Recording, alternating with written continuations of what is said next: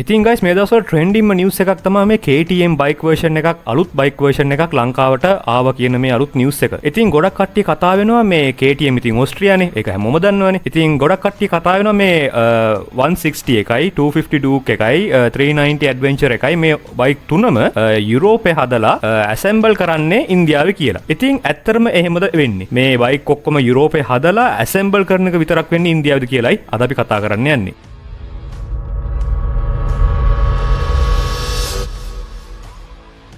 පටන් ගන්න කලින් කියන්න ඕන guys මම මේ ස්පොන්සර්ඩ් වීඩියෝ එකක්වත් වෙන සේල් එකක කට්ටියක් මට ස්පොන්සර් කරලවත් මොනවත් නෙමෙයි මම මේ පර්සනල් කරපු රිසර්ච් ටික තමයි මම මේ ඔයගලන්ට කියන්නේ KTM කියන්නේ මම හරි ආස බයික් එකක් මම පට්ටම ආස බයික් එකක් ඉන්දියන් උනත් KTM එකට ඉතින් මම හොයපු විස්තර ඔයගොල්ලොත් එක්ක ෂෙයා කරගන්නයි මම මේ වීඩියෝ එක හදන්නේ ඉතින් guys අපි මේ වෙද්දි දන්නවා KTM කියන යුරෝපියන් බයික් බ්‍රෑන්ඩ් එකක් KTM එකේ හෙඩ්ක්වාටර්ස් එක කියන්නේ KTM හදන්න පටන් ගත්තේ ඕස්ට්‍රියාවල ඉතින් KTM කියන්නේ යුරෝපියන් බයික් එකක් ඒත් මේ අපේ ලංකාවට ඔය ඩේවිඩ් පීරිස් එකෙන් ගෙන්නන බයික් එක යුරෝපියන්ද ගොඩක් කට්ටිය ඔයගොල්ලන්ට මේ වෙද්දි කියලා ඇති ඕ මේකේ පාර්ට්ස් ටික හදන්නේ ඕස්ට්‍රියාවල ඒ කියන්නේ මේකේ එන්ජින් කෑලි ඔක්කොම චැසි ඉඳන් ඔක්කොම හදන්නේ යුරෝප වල මේ බයික් එක හයි කරන එක නැත්නම් ඇසෙම්බල් කරන එක විතරයි ඉන්දියාවේ බජාජ් සමාගම කරන්නේ අනිත් පාර්ට්ස් ඔක්කොම හදන්නේ යුරෝපේ මේ ඕස්ට්‍රියාවේ KTM එකෙන් එවන්නේ ඒ පාස් ගෙනල්ලා ඉන්දියාවට ඉන්දියාවෙන් ඇසෙම්බල් කරන එක තමයි කරන්න කියලා. ඇත්තෙන්ම guys එහෙම දෙයක් නැහැ. ඒක පට්ටපල් බොරුවක්. ඒක මමත් ඇත්තටම එහෙම හිතන් හිටියේ. ඒත් මම මගේ රිසර්ච් ටිකක් කරා. මම ඕගොල්ලන්ට මේ ස්ක්‍රීන් එකේ දාන්නම්.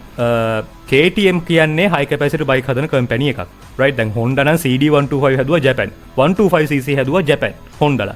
ඒත් KTM යුරෝප් කම්පැනි එකක් හින්දා ඒගොල්ලෝ 400 වලින් එහෙම නැත්නම් 390 නේ දැන් අපි කියන්නේ. Adventure 390 නැත්නම් RC 390 වගේ බයික් ඒගොල්ලෝ හදන්නේ නැහැ.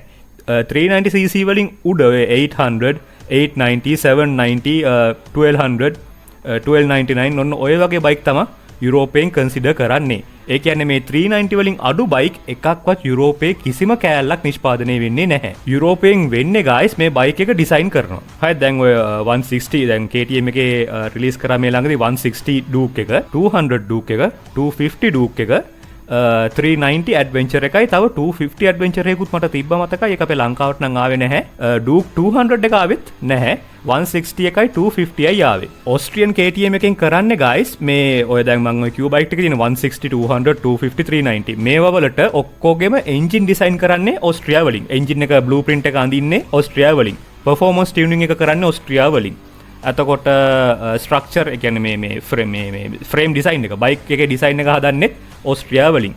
ඒගොල්ලෝ කරන්නේ තියරිටිකල් පාර්ට් එක විතරයි.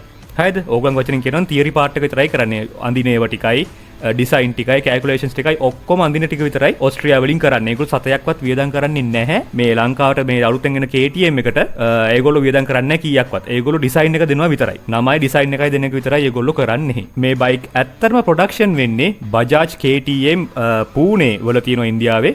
පූනේ කියන ගමේ තියෙනවා මේ ෆැසිලිටි එකක් බජාජ් එකෙන් ගත්ත. ඒ ෆැක්ටරි එක ඇතුලේ තමයි මේ බයික් වල කෑලි ප්‍රොඩක්ෂන් වෙන්නේ. එන්ජින් කෑලි, ෆ්‍රේම් එක, චැසිය, වීල්ස් මීටර් බෝඩ් ඔක්කොම හදන්නේ ඉන්දියාවේ. එකක්වත් මේ අලුතෙන් එන මේ 390න් අඩු වෙන බයික් කිසිම දෙයක් යුරෝපයට සම්බන්ධ නැහැ පාර්ට්ස් පැත්තෙන්. හරිද? ඩිසයින් පැත්තෙන් ඔව් ඩිසයින් පැත්තෙන් ඕස්ට්‍රියා වලින් තමයි ඩිසයින් කරන්නේ. ඒත් එක කෑල්ලක්වත් යුරෝපේ හදන්නේ නැහැ. ඒක පට්ටපල් බොරුවක් guys. ඕගොල්ලන්ට දැන් මේ වෙද්දි මම දැක්ක Facebook වලත් තියෙනවා මේකේ පාර්ට්ස් ඔක්කොම හදන්නේ යුරෝපයෙන්. මේකේ එන්ජින් හදන්නේ යුරෝපයෙන්. එන්ජින් වෙනම ෆ්‍රේම් වෙනම ඔක්කොම යුරෝපෙන් හදලා ඉන්දියාවේ ගෙනලා තමයි ඇසෙම්බල් කරන්නේ බජාජ් ෆැක්ටරි ඇසෙම්බල් කරන එක විතරයි කරන්නේ බජාජ් ෆැක්ටරි කිසිම දෙයක් හදන්නේ නැහැ KTM එකට කියලා මම දැක්කා පත හැලි පවා සමහර Facebook page වලත් මම දැක්කා දාලා තියෙනවා ඒත් ඒක පට්ටපල් බොරුවක් guys මේ බයික් එකේ ඔය ෆිසිකල් පැත්තේ මම ආයෙ කියන්නම් ඔය engine components meter board seat frame එක වීල් සෙට් එක හැන්ඩල් බාර් ඔය කිසිම දෙයක් ලයිට් එකේ ඉඳන් කිසිම දෙයක් යුරෝපේ හදන්නේ නැහැ ඒගොල්ලෝ ඩිසයින් කරන එක විතරයි කරන්නේ කියන්නේ ඔය ඇඳලා ස්ට්‍රක්චර් එක ඇඳලා ඩිසයින් කරන එක විතරයි යුරෝපේ කරන්නේ. මේ පාර්ට්ස් ඔක්කොම හදන්නේ ඔය Pulsar N160, NS200, N250, NS160 ඔය ඔක්කොම හදන බජාජ් ෆැක්ටරියම තමයි මේ KTM බයික් එකේ මේ පාර්ට්ස් ටිකත් හදන්නේ. ඉතින් මේකේ කිසිම දෙයක් ඔය ෆිසිකල් පාර්ට්ස් පැත්තෙන් යුරෝපයට සම්බන්ධ නැහැ. ඕස්ට්‍රියාවට කිසිම දෙයක් සම්බන්ධ නැහැ. හැබැයි සමහරක් වෙලාවට මම දැක්කා රිපෝට්ස් වල තියෙනවා ඔය සමහර සෙන්සර් හරිද දැන් ඇත්තට මේ සෙන්සර් හදන්න මං හිතන්නේ ඉන්දියාවේ ඇති ඒත් මම දැක්ක KTM වල ඒ සමහර සෙන්සර්ස් වර්ග යුරෝපයෙන් එන්න ඉඩකඩ තියෙනවා කියලා. right යුරෝපියන් KTM එකේ සමහර සෙන්සර්ස් එන්න ඉඩකඩ තියෙනවා කියලා මාත් දැක්ක තියෙනවා. සෙන්සර් ඇරෙන්න සෙන්සර් උයි ඩිසයින් උයි ඒ ටික ඇරෙන්න පාර්ට්ස් වර්ග ඔය එන්ජින් කොම්පෝනන්ට්ස් කිසිම දෙයක් ඒගොල්ලෝ කියන්නේ KTM එකෙන් ඕස්ට්‍රියා වලින් හදලා එවන්නේ නැහැ. ඒක පට්ටබල් බොරු කතාවක්.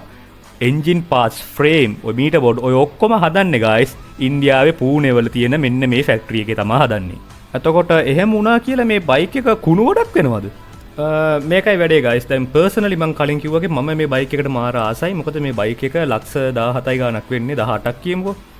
ලක්ෂ 18කට brand new zero mileage bike එකක් හම්බෙන්නේ. හැබැයි තව ප්‍රශ්නයක්ත් තියෙනවා. මේක සිංගල් සිලින්ඩර් බයික් එකක්.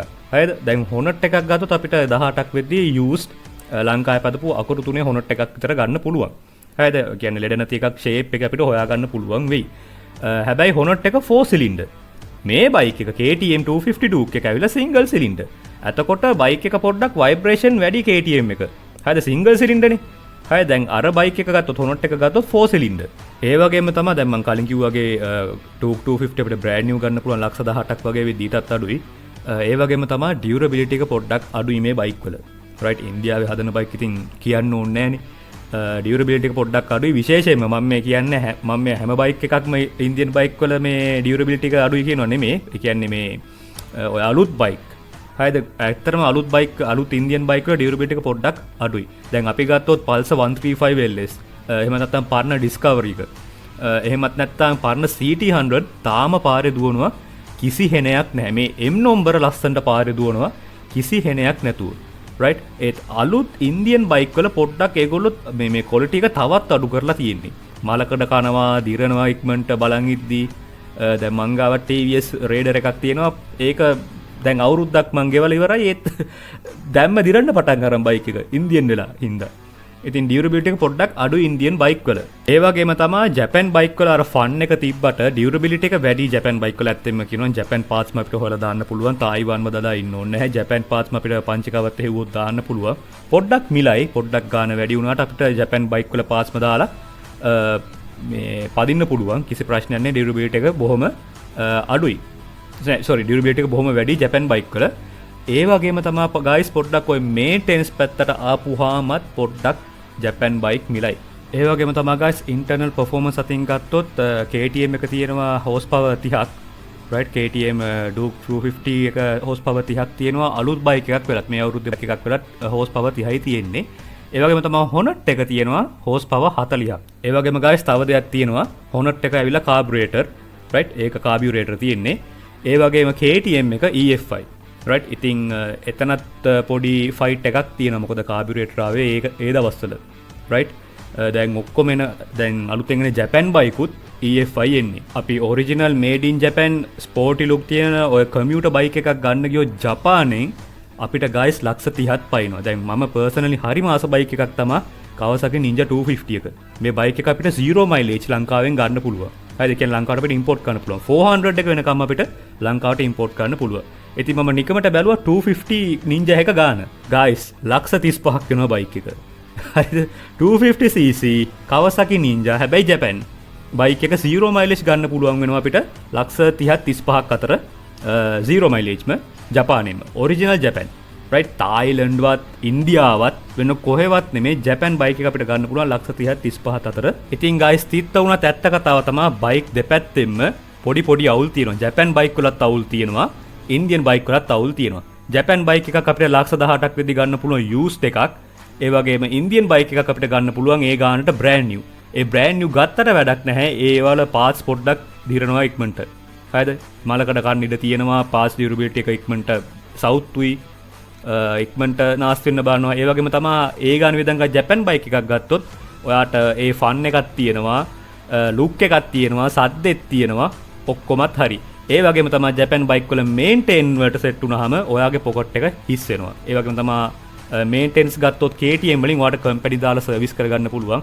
ඇත්ත කම්පැනි උන් බයික් කනවා තමයි. ඒත් සමහර සර්විස් ස්ටේෂන්ස් තියෙනවා ලස්සන්ට බයික් එක සර්විස් කරලා ඔයගලන්ට බාර දෙනවා.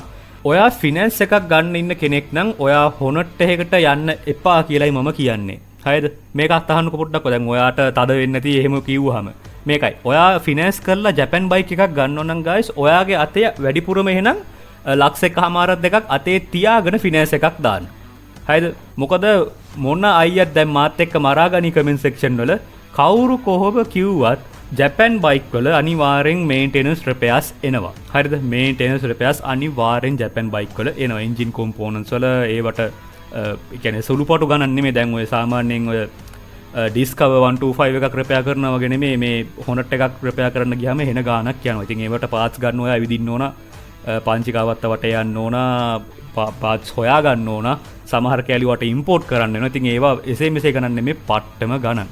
දැන් ඔයා අලුත් බයික් එකක් ගත්තොත් ඔය KTM එකක් හරි නැත්නම් Pulsar NS200 එකක් හරි ගත්තොත් ඔයාට ඒ මේන්ටෙනන්ස් කොස්ට් එකක් ඇත්තටම නැහැ. ඔයාට සර්විස් එක කරගෙන පාඩුවේ පදින්න විතරයි තියෙන්නේ.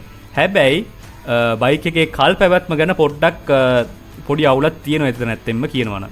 හරිද බයික් එක මලකට කන්න ඉඩ තියෙනවා බයික් එක දිරන්න ඉඩ තියෙනවා. මොකද ඇත්තටම තිත්ත වුණත් ඇත්ත කතාව මේකේ යුරෝප සම්බන්ධයක් නැහැනේ පාර්ට්ස් වලට. හරිද මේක යුරෝප වල කිසිම සම්බන්ධයක් නැහැ පාර්ට්ස් වලට. හරිද ඩිසයින් එක යුරෝපෙන් කරන්නේ බයික් එක ඩිසයින් කරන්නේ ඔක්කොම කරන්නේ යුරෝපෙන් ඒත් පාර්ට්ස් හදන්නේ ගයිස් ඉන්දියාවෙන්. හරිද ඉතින් ඉන්දියාවේ පාර්ට්ස් හදද්දී ඕගොල්ලන්ට හිතා ගන්න පුළුවන් නේ. නිකමට N160 බයික් එකක් තියෙන කෙනෙක්ට නැත්තම් TVS එකක් තියෙන බයික් එකක් තියෙන කෙනෙක්ගේ බයික් එකක් පොඩ්ඩක් බලන්නකෝ ගිහිල්ලා. ඒවා ටික ටික තනින් තනින් මලකඩ කාලා තිත්ත වුණත් ඇත්ත ඒක ගැන කරන්න දෙයක් නැහැ. මාත් ෆිනෑන්ස් එකක් දාලා ගත්ත ගෙවල විරදි ලක්ෂ 11ක් විතර වෙනවා. ඒත් කරන්න දෙයක් නැහැ. අඩුවට සෙට් වුණා. ගත්තා දැන් කරුම විඳිනවා. ඉතින් ඒක හින්දා ඩියුරබිලිටි එකේ පොඩි ප්‍රශ්නයක් තියෙනවා KTM එකක් ගත්තොත්. හැබැයි මොනවා වුණත් බ්‍රෑන්ඩ් නිව් බයික් එකක් 0 මයිලේජ් නම් ඔයා ගාව තියෙන්නේ.